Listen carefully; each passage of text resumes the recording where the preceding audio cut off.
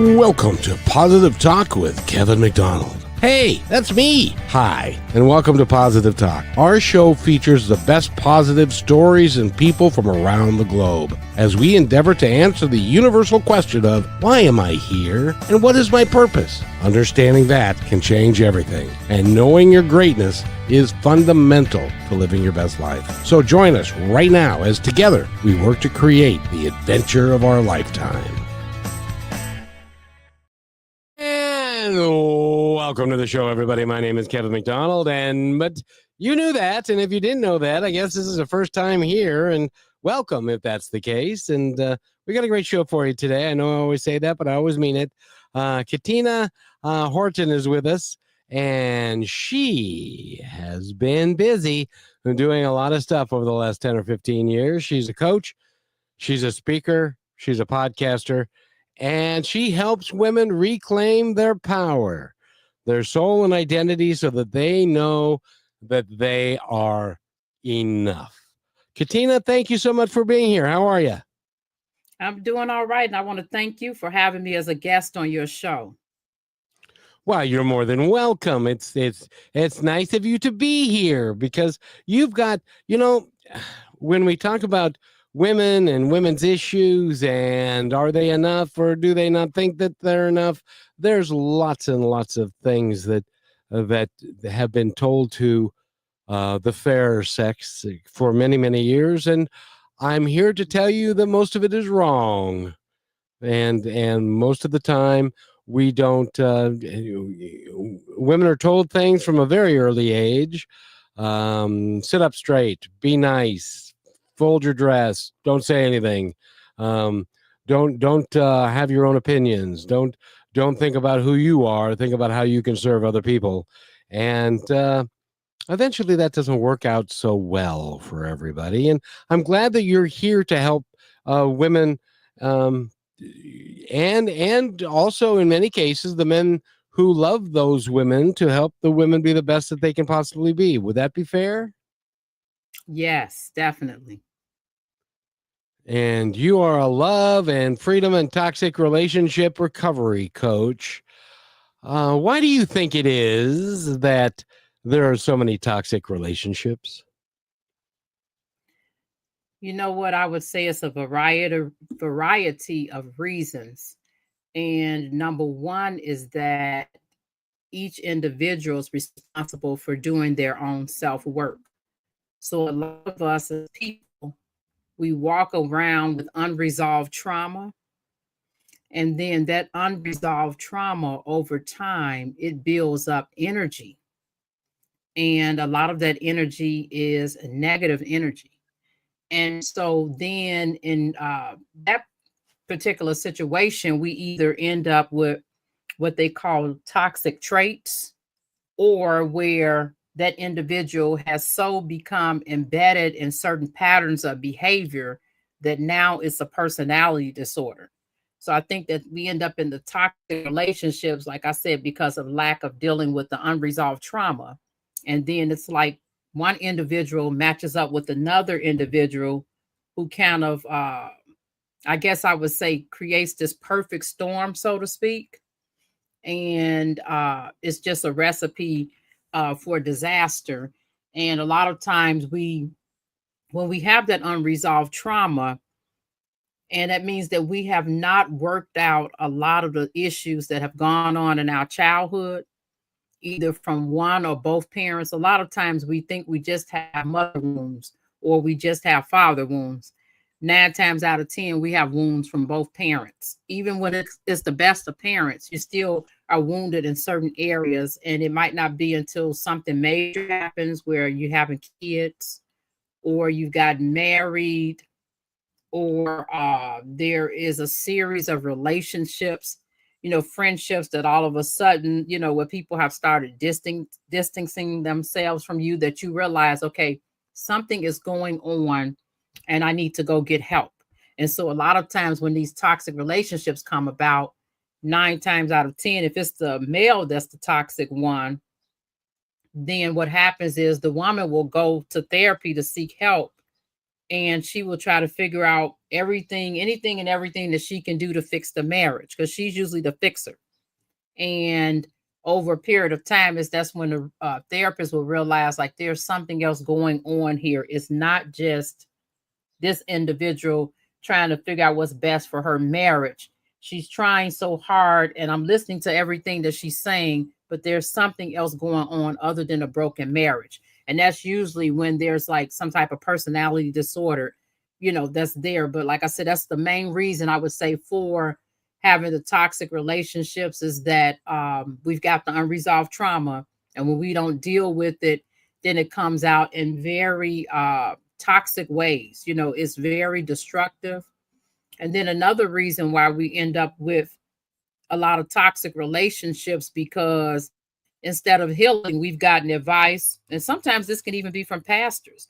We've gotten advice from pastors, friends, family members, other people we can trust, that we trust. And especially when it comes to family members, and back in the day, the older folks, they would say, oh, well, the best way to get over somebody is to get under a new man or get under a new woman, when all we're doing is making the situation worse, if that makes sense. Sure. So like bad advice, that's another reason why we end up in toxic relationships. And another reason too is because we're looking for the familiar. And the familiar is those wounds, that were in place, the judgmental, critical spirits of perhaps our parents. They unknowingly were emotionally abusive. And so we're looking for the familiar spirits. And like I say, it's like it creates that perfect storm. Well, the interesting thing is that the toxicity of our youth, I think everybody has it at one point or another. It seems like I've talked to tons and tons of people, and I have yet, Katina, to have somebody come up to me and say, I had a perfect childhood, and it was rainbows and sunshines, and my dad was wonderful, and my mom was wonderful. I don't ever hear that. But what I do hear a lot of times is something is wrong, and I don't know what it is, because the toxicity that they grew up with was so normalized that they are not even aware of it. Does that make sense? It does make sense. And like you said, 9 times out of 10, most people are not going around saying that it was perfect. The every blue moon case that I do hear, believe it or not, though, is that some people, they might say, oh, I just loved my childhood.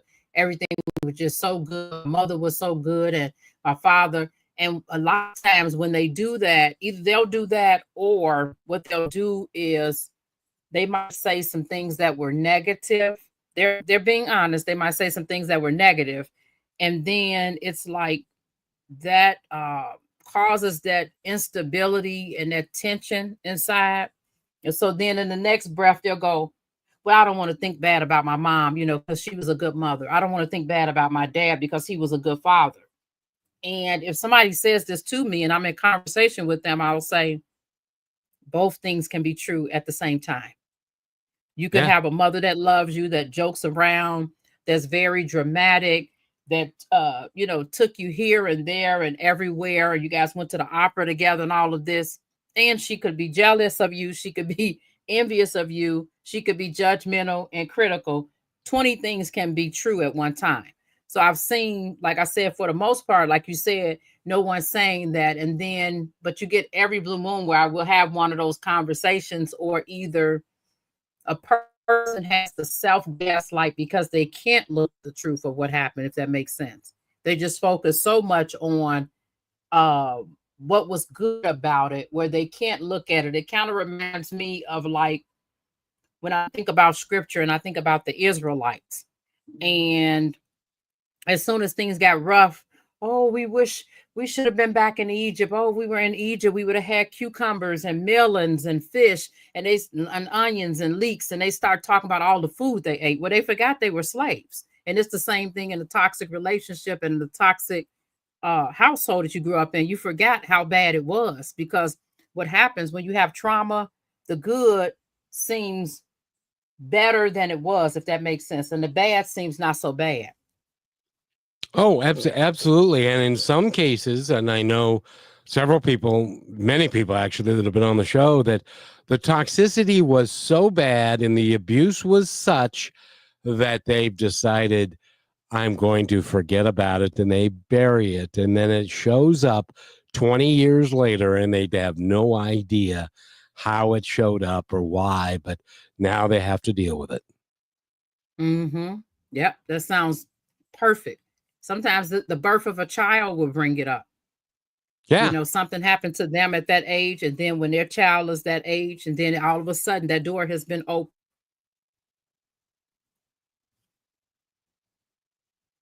You know what I'm saying? And then I know with myself what happened in my situation when my ex-husband said he was thinking about leaving the marriage, and something opened in my brain, and everything that I didn't know that was trauma all came out at that time. Yeah.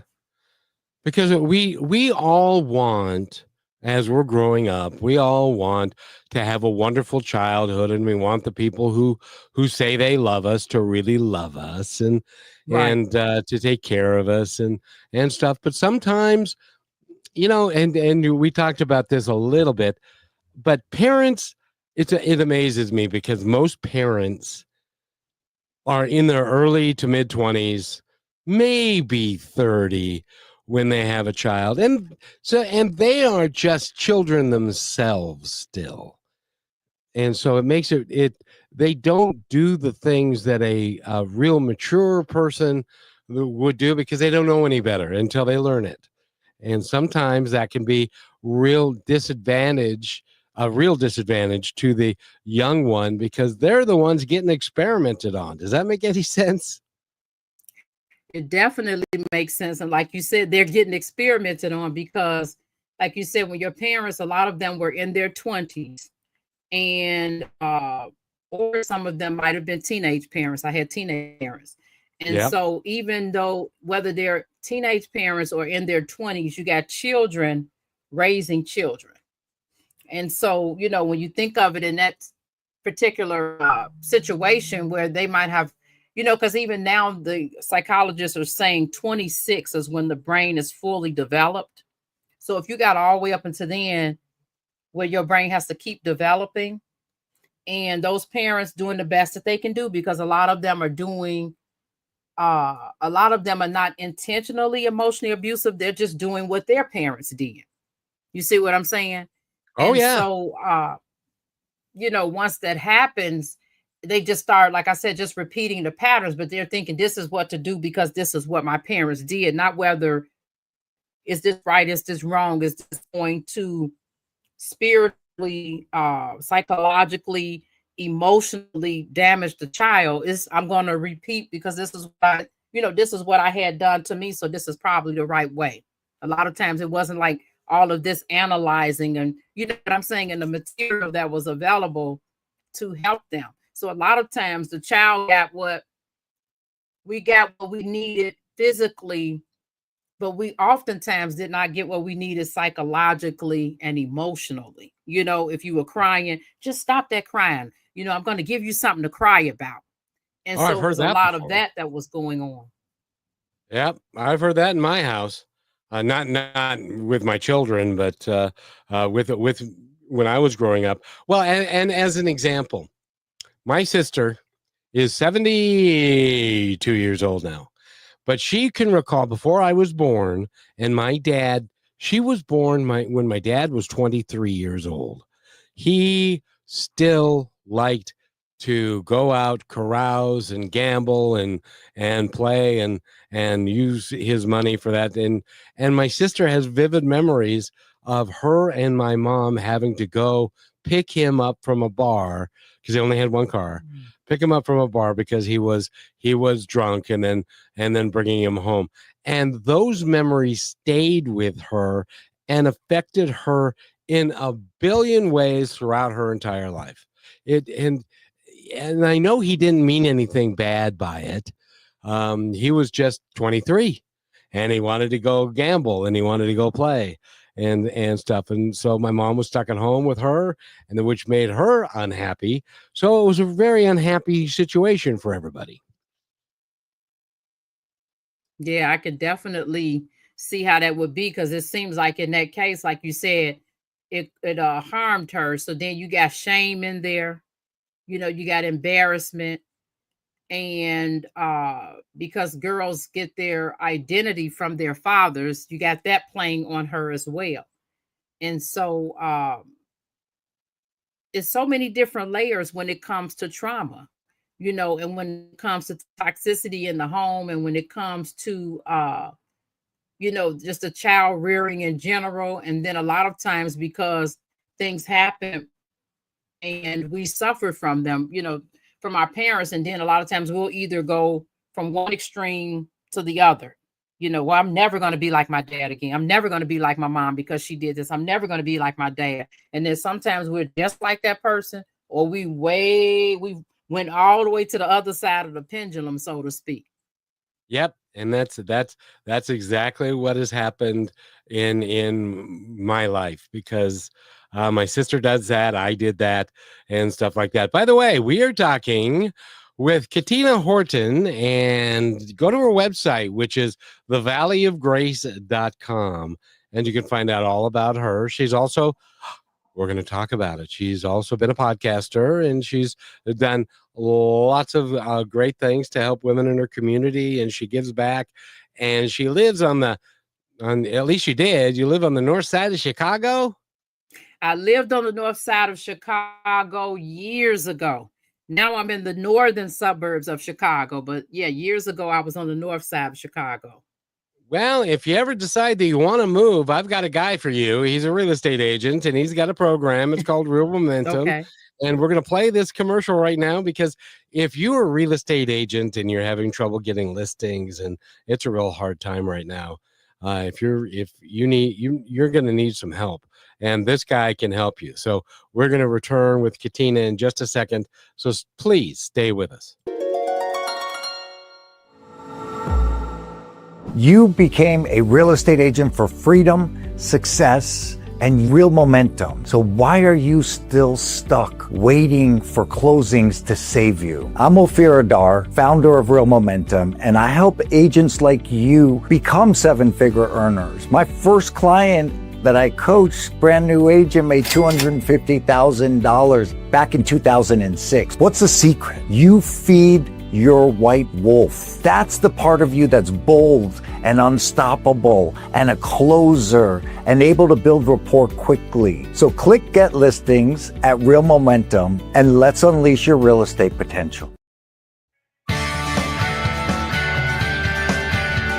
And welcome back to Positive Talk, everybody. My name is Kevin McDonald, and Katina Horton is with us, and she is a podcaster. She's also a coach and the love and freedom toxic relationship recovery coach. That's a big word. Does that fit on your business card? It does. I had to make it smaller, but yeah, it does. And what she does is she obviously helps people, predominantly women, because they're the ones that are under the thumb mostly, I think. And she helps them live their lives to a better degree and understand that toxic relationship, it does not necessarily have to be where it is. And I wanted to ask you, I was thinking about you when we were talking about women coming to you to save their relationship. And have you ever said to them, you know what, I want you to bring that man of yours so that we could talk all together? And do they come and see you too? No, you know what? I've never had it where I've suggested to them to bring their spouse and or boyfriend. I mainly focus on empowering them, because I know, Yep. like, if you give people the tools, of course they have a choice to make, but you give them the tools to move forward, and then allow them as the coach to see, okay, this is where I am on the bus. But do I want to keep getting off when I get on the bus? Do I want to keep getting off at the same destination, or do I want to get off somewhere different? And so it's like me being able to pick at that wound a little bit to help them to see that something needs to change. You see what I'm saying? And to help them Sure. to release control. because a lot of the reason why we're stuck is because we want to control this. We want to control the situation. We want to control the outcome of the situation. We want the outcome to be in our favor. And in that case, the outcome would be staying with that person changing, that person having what we call a come to Jesus moment. Okay, I'm going to live right. You know what I'm saying? I'm going to work on my trauma. I'm going to go to therapy. That's the outcome we want, and I'm going to love you and be an affection toward you the whole 9 yards. That's often not the outcome that we end up getting. But you don't know if you still holding on. You got the fist real tight and trying to control rather than releasing and opening up your hands and sitting in stillness and being able to, in that stillness, have that come to Jesus moment. And the self-awareness comes in as to what the problem is for the marriage and or relationship in general, if it's not marriage. And then whose issue is, which issue belongs to which person, how to move forward, and all of that, you're able to surrender. But if you keep going, if you're in this, what I call in my freedomology, it's a coaching methodology that I use. I call it the 6S control cycle. So if you're in that 6S control cycle and you're in solution mode, you're just going to keep saying, I got a solution that's better than God. I know better than him. So I'm going to keep on until I get the outcome that I want. So you just keep on striving on this hamster wheel. And with all of these addictions, due to being so tied and trauma bonded to this person, and then you set up the stage for him or her, this is it. This is what I need you to do. But all they do is end up selling, literally running away. And that's because the way we were created with free will. And we all as individuals have to have that freedom. So you're going to end up being met with resistance anytime you try to control another individual. And that's where the problem comes in. They have to want to change themselves. And that's why I work with specifically just the women in helping them to see where they are, where they're getting off on the bus, like I said, and where they really want to be as far as their destination, and them helping them to be able to release control and work on themselves. And you think, okay, that sounds counterintuitive. You got to do something with the man. When the woman can be empowered herself and can release and surrender control, so much clarity comes in, you wouldn't believe. It's like then some movement can happen. And I didn't realize it was like the best gift that my therapist literally could have given me was to, when I was with my ex-husband, to see if I would agree to a 3-month in-house separation.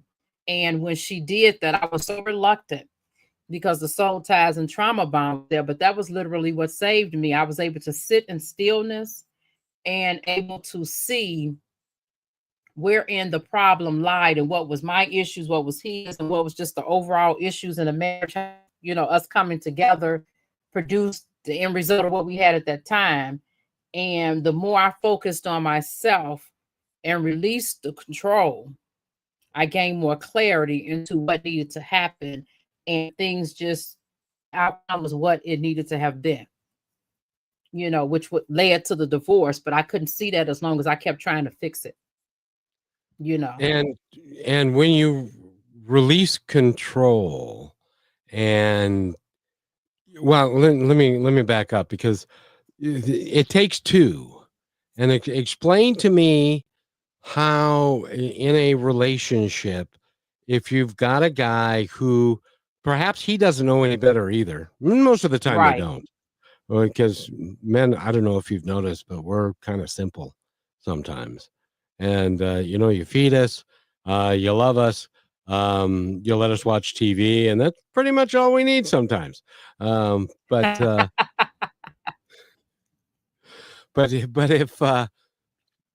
how does one person, if they're in a toxic relationship, well, first of all, by its very nature, if they're in a toxic relationship, they need to be out of that relationship, or that relationship needs to change. But if the guy doesn't recognize that change needs to occur, then that's not going to change. That's not going to change him. So that's not going to change the relationship. And she really has no choice. Would that be true? Yes, sometimes it is. If he doesn't realize that he needs to change, what's going to happen is, well, I take it back. Something will change, because what happened is they do what you call a toxic dance.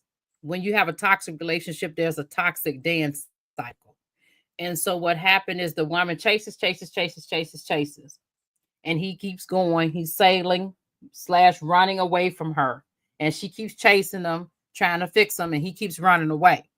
So when she releases control and surrenders the outcome to God, chase ends. And then it leads to that other person pursuing them, because it's like, hey, wait a minute, what happened? I thought you were going to run after me. And it's like, no, not anymore. So it ends up being the dynamic where that person is trying to pursue you. So either that person is going to change for the better or for the worse, because you've decided to release control. You see what I'm saying? Either I have a figure of speech that I say, either people grow as you grow or they go as you grow, but it can't remain the same. And a lot of times what happens, especially if it's a narcissistic individual, that person becomes more out of control because they see that you are no longer in that toxic dance cycle, with them. You're no longer like running after them. It's like, oh, okay, well, you want to do that? Okay, fine. And you're just focusing on yourself. But meanwhile, they are just becoming wound up and totally out of control as you're releasing control and, furthering your own self-work and growth, if that makes sense. Well, no, it really does. But especially in a toxic relationship with a narcissist, can that become physically abusive or a dangerous situation if you're not careful? It can be physically, it can go from emotional and psychological abuse to physical abuse. And a lot of times what happens when you deal with a narcissistic individual, once they realize they don't have control over you anymore, because you're not running after them, you're not doing any of the stuff you're doing. Not saying you're not hurting and you're not in pain, but you're focusing on your own growth.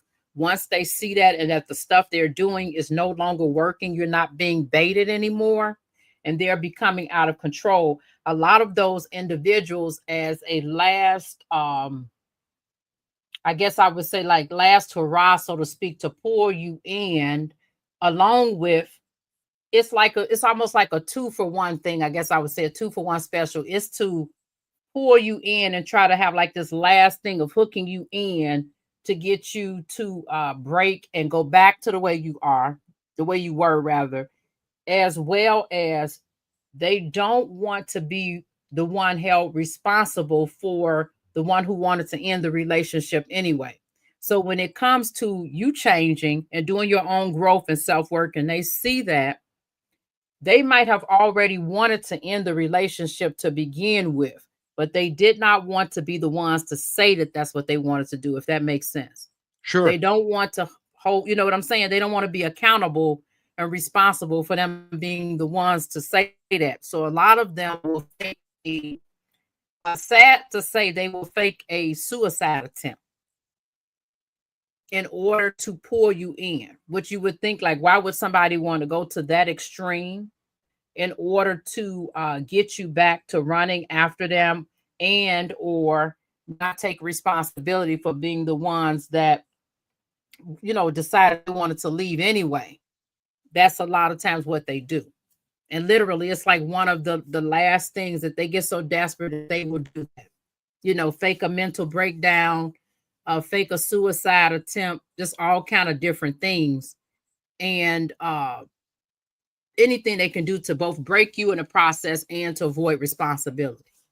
Well, and if you're talking about a narcissist, and I'm learning a little bit about it, I mean, it goes layers deep and deep, and why people do what they do and stuff. But that makes perfect sense. That if you don't respond to them in the way that you used to respond to them that was successful in the past, they will go to other means up to and including physical abuse of themselves or you or a lot of other different things so that they get the attention back that they sorely crave that you're no longer giving them. That's got to be a really frustrating thing for the typical narcissist if you're not Oh, it is. responding, It is.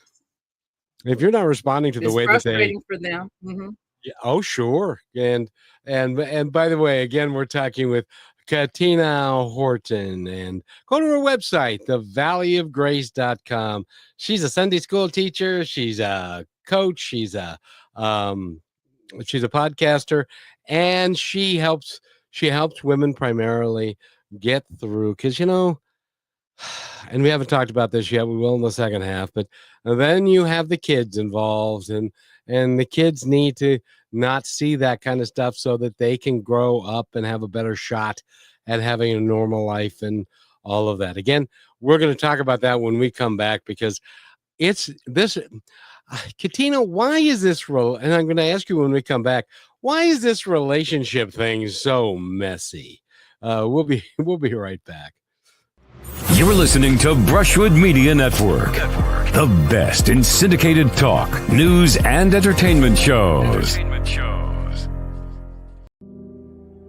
As you go about your daily life, look closer. As you gather with family and friends who love and support you, look closer. There are youth right in your community who don't have the home, warmth, and healing you have. So look closer.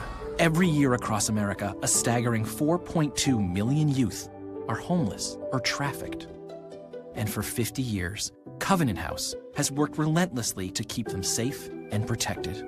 Tonight, 2,000 young people will sleep safely in a Covenant House bed.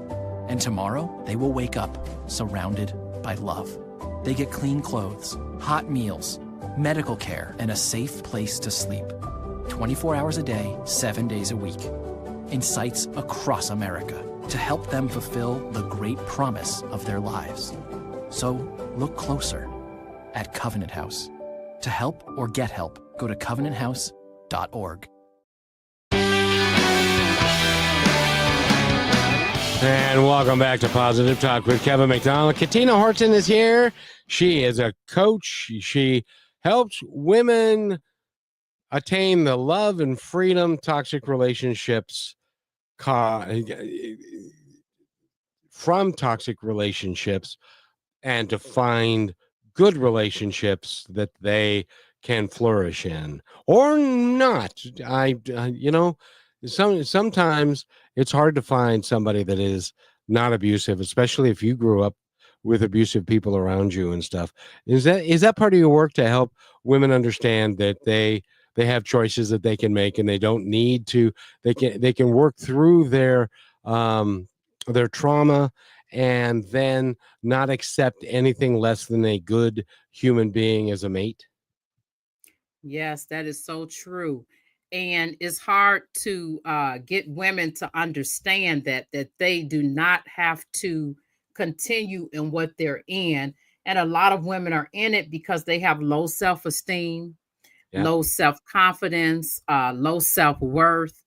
And so when you mix all of those together, it's like this perfect toxic cocktail that they drink, and it actually magnetizes them to people who are narcissistic and or have such toxic traits that it ends up breaking them. And as I mentioned before, it just causes like this perfect storm where you see, looking back, when you rewind, it's like, well, of course that person ended up being hooked up with this person, because this person had this kind of brokenness, this person had this kind of brokenness, and they just ended up enmeshing together.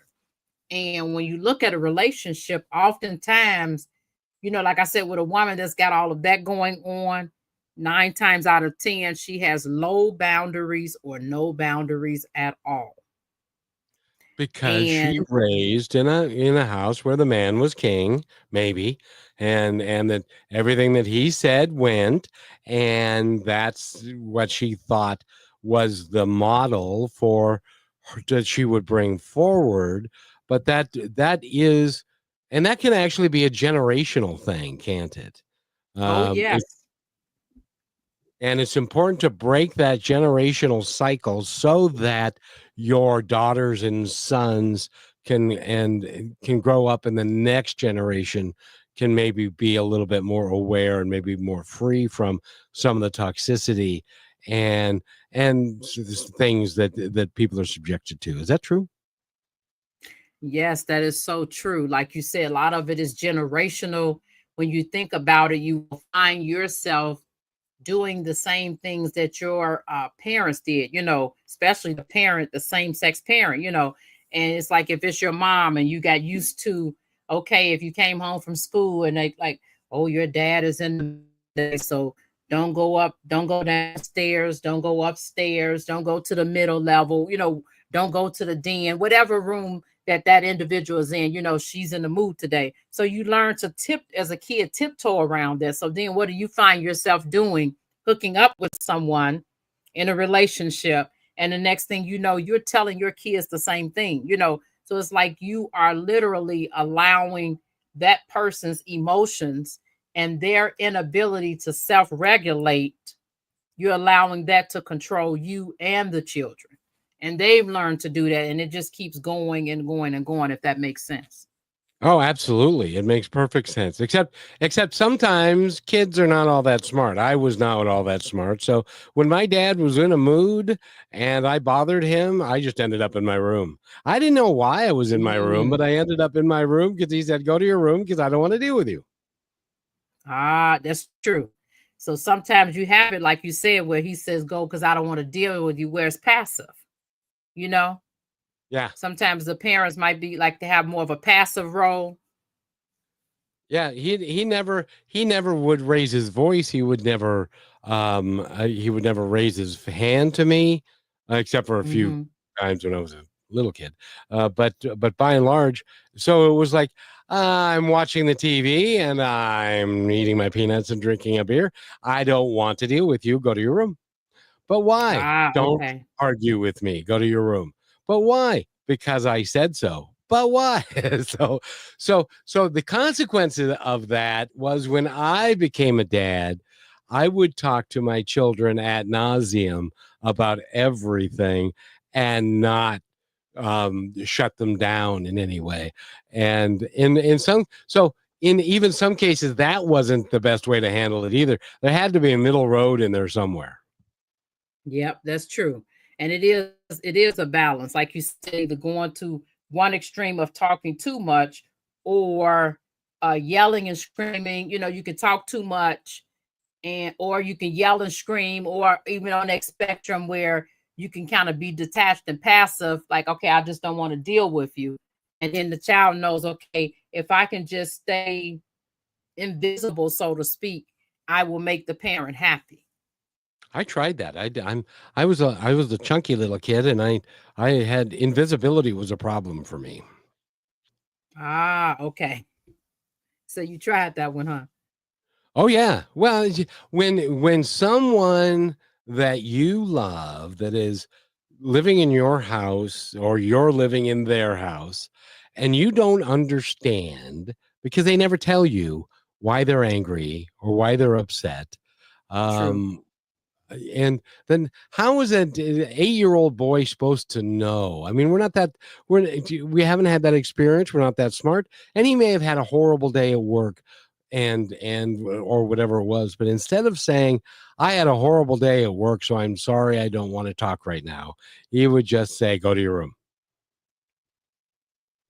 I see what you're saying. That's true. And then in that case too, it's like, I guess it goes back to us when it comes to knowing how to self-regulate when it comes to our emotions, and also knowing how to express it. So like you said, in lieu of him expressing his emotions, to go to the room, that was easier than him saying, I had a bad day at work.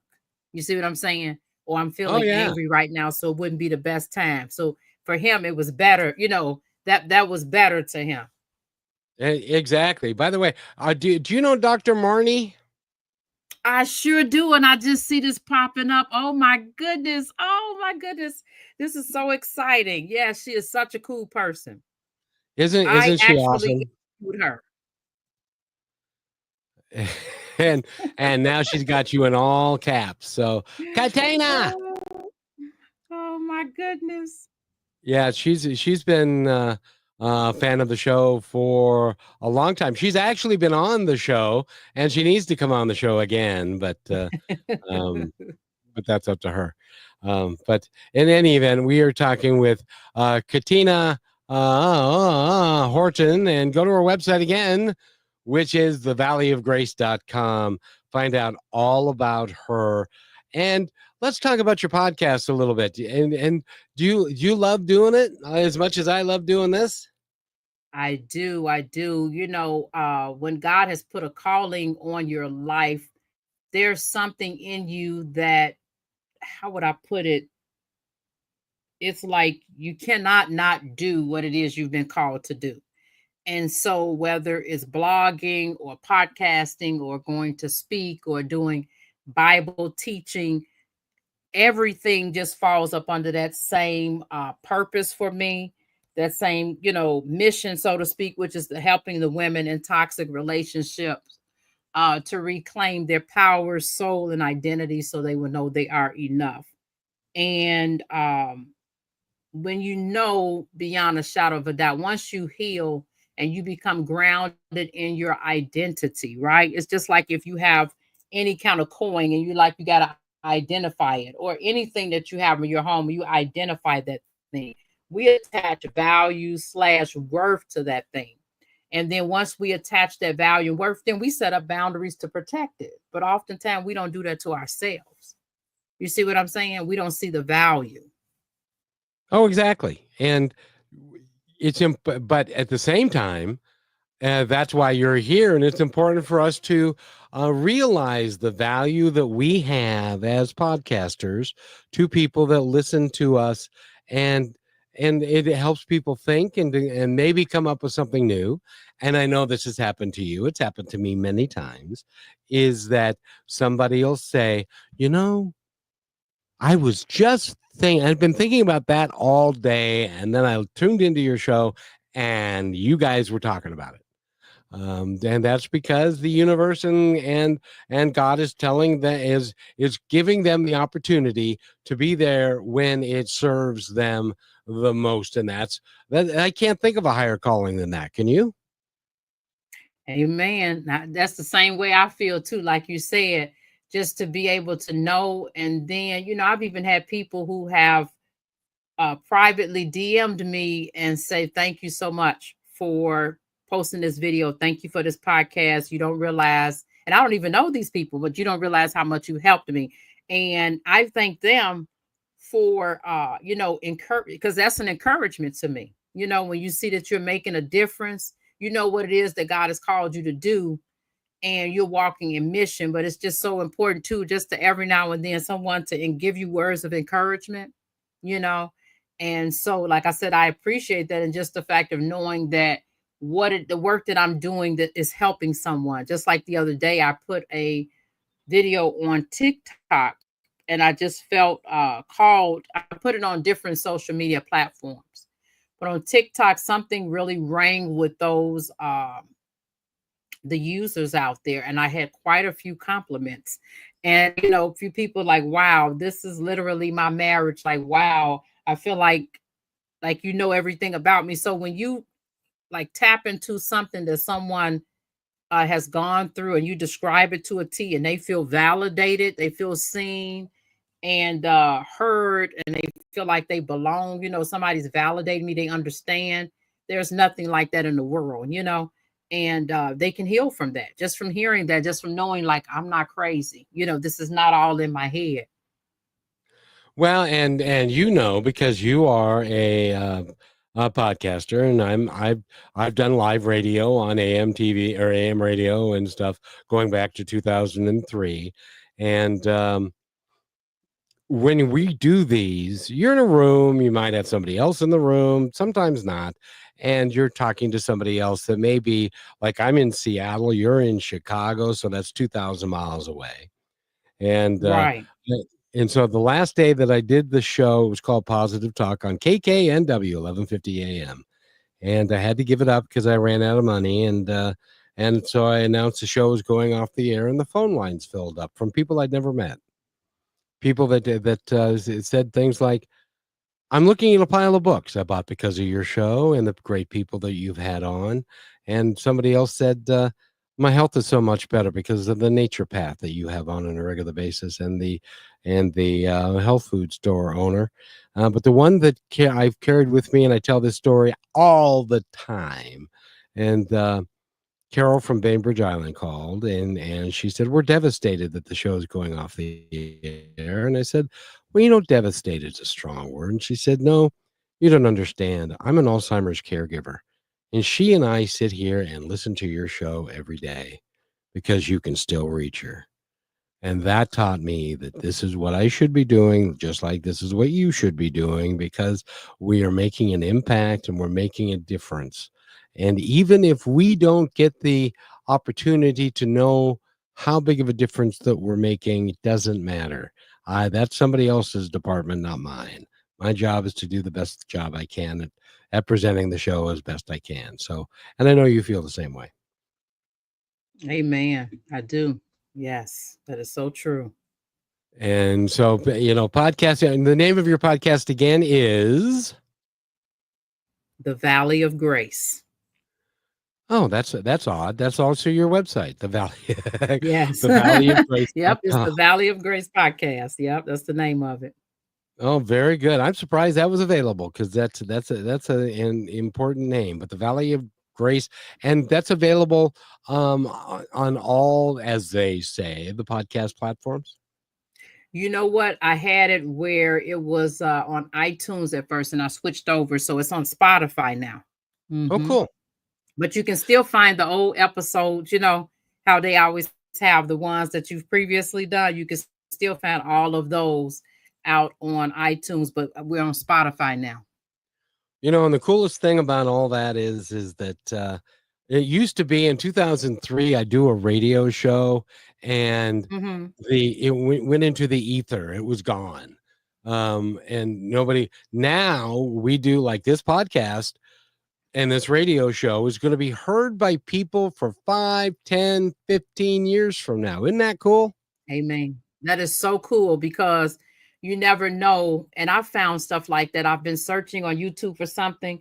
And next thing you know, I'm finding a video from 5 or 10 years ago that helps me with that particular topic. So it's so nice to be able to have the resources available. Like you said, but back in the day, we did not have that. It was gone. Exactly. And by the way, so in 15 years, when you're 30, it will be all over the place still. Amen. That's good. So people can listen to it and it's like, oh, okay, I see. Right. Whatever tools it is that in nuggets they can get out of the show, And nuggets, there will be many. And we need to take our last break. And it's a real quick one. It's just 30 seconds, everybody. So I want you to, as soon as I can, oh, there it is. As soon as I find it, and we'll be right back. Stay right with us. We're talking with Katina Horton, and go to our website, which is thevalleyofgrace.com, or our podcast, which is The Valley of Grace. We'll be right back. When the game is on the line, championship teams know the game plan. They communicate and work together to win. We all need a game plan to protect ourselves online. Talk to family and friends so they know how to stay safe too. Create strong passwords, turn on multi-factor authentication, update software, and recognize and report phishing, because online safety is not something you want to fumble. Get more game-winning tips at CISA.gov/secure our world. Then share them with family and friends.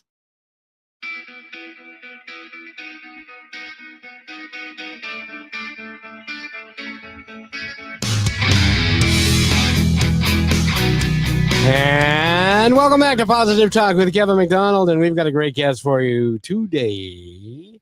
And you're going to have to come back and talk more because I'm so sorry and I'm so sad to say that toxic relationships are not going away as quickly as I would like them to. Unfortunately, that is the truth. You are absolutely right. Yes. And we're you learning know, more and more every day. yeah, exactly. And we need to, they say, a community is a village, and it takes a village to raise a child. It takes a mom and dad who have their heads straight and are all working for the betterment of the family and stuff to really raise the next generation. Because I drove a bus for 12 years and I saw so many single moms with 3 and 4 kids, and not a man among them. And kids, especially young boys, need a strong, appropriately guided role model who is interested in their betterment and taking good care of them, and gives them a good set of moral values and thoughts and things like that. So I hope we can get there. What do you think? I think so. Yes. I definitely believe so. I agree 100% what you say. Like you said, they need that father figure, in the household is important. And then I know one pastor from church that I went to, he would say, and I believe this is so true, that if you have 5 other adults, just like your parents who were instilled in you, it can actually make a powerful difference in that child's life. And I thought that was just such a blessing when he said that, because it really did help, even with my children, them being connected to other positive adults that are linked up with your ideas and values. And a lot of times the kids, you'll tell them something. Oh, I know, mom. I know. And then another adult will say it and they'll come and tell you about it, and they're so excited as if it's something new. And you're looking at them thinking, I just told you that. But they Yeah. couldn't receive it from you. No, and that happens so much, but that's really good, and having a good community around your family, both of men and women, aunts and uncles and friends and husbands of friends, and so even if the relationship that you're in doesn't work out, there still are ways that you can get a community around your kids and to help them live the best life, because I don't know about you, but I'm glad I'm not young. It's hard being a kid these days. I agree. I'm telling you, it's so different from when I was growing up, and even thinking about like when my kids were little, the kids coming up now, they got a lot to contend with. It's a lot going on in life. It really is, especially with the advent of the smartphones, and they've got a computer that they walk around with and all that stuff, and social media and all of that, that can be very positive but also very negative at this, and depending upon how it's used and the people using it. So I'm hopeful that we can figure it all out so that the kids, because I don't know if you know this, I think you do, kids are our future. Yes, amen to that. They sure are. So yeah, it's important as far as investing in them. And like you said, it's important for even, with the community, that's what really helped me as I went through pre divorce and going through the divorce and post divorce. It was knowing that the community I was plugged into, they had my back, and so that was just, I can't even put a price tag on that, as far as, having that community there and that support for both me and my children. No, that's so important. That really that's everything. So, and by the way, we've been talking with Katina Horton, and go to her website, which is thevalleyofgrace.com. Find out all about her. If you are in and a relationship that you're not sure about, you should give her a call and talk to her. Can they reach out to you via Zoom or on the phone? How They does can somebody reach out to me through the website. They can book a call through the website. They can actually email me, Katina Horton at thevalleyofgrace.com. They can also give me a call, and that's at 224-855-1017, and set up a book a call that way. So it's a lot of different, ways they can reach me. And even on social media, they can DM me. Look me up on Facebook, for Instagram, and I think Instagram and YouTube and Pinterest and Twitter, LinkedIn, I have the same DM, and that's Katina Horton, VGM, and the VGM stands for Valley of Grace Ministries, VGM. So Katina Horton, VGM is my username. So if they look me up, they'll be able to find me on social media. Very good, very good. Katina, we've run out of time, but before we go, I want to give you the opportunity to tell our audience anything you'd like them to know. Okay, well, one thing I want to let the audience know is to remember that you are enough, and you can reclaim your power, soul, and identity. You can make the choice, the decision to do your own self-work, to own your story, so you can own your healing. And remember that disowning your story is disowning your healing. Your life, once you change your life, you can change your family's life, you can change your community's life, and you can change the world. It's a big deal. And again, I'd like to thank you for being here. It's been a great episode and a great show. And thank you, Dr. Marnie. She said, I'm not going to be on any podcast anymore, but I like to listen to them. So which is great fun. Katina, thank you so much for being here. Oh, you're very, very welcome. And this has been a true blessing. Well, good. I'm glad. And I believe in the work that you're doing. And boy, I got to tell you, sadly, you ain't going to run out of work anytime soon. That is true. That is so true. Like you said, because there's so many, so much toxicity that's out here.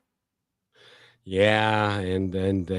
But if people like you keep doing what you're doing, and people like me keep supporting you and doing what you're doing, then one of these days we're going to turn around and go, hey, look what the world is now. It's not the way it was. Mm-hmm. Amen. So, that is so true. Thank you, young lady. And say hello to your kids. You are very welcome. Will do. And you have a blessed one. I have to. It's a rule, That's right. So, Katina Horton has been our guest. Go to valleyofgrace.com. Find out all about her. Email her. Have her work with you. If or just say hi. But if you are in a position where this resonates with you, there are too many blind spots. There are too many things that you can't see that you need to call her, because she can help you see some of the things that you can't see without somebody from the outside who can tell you and to help you. And so thank you so much, Katina.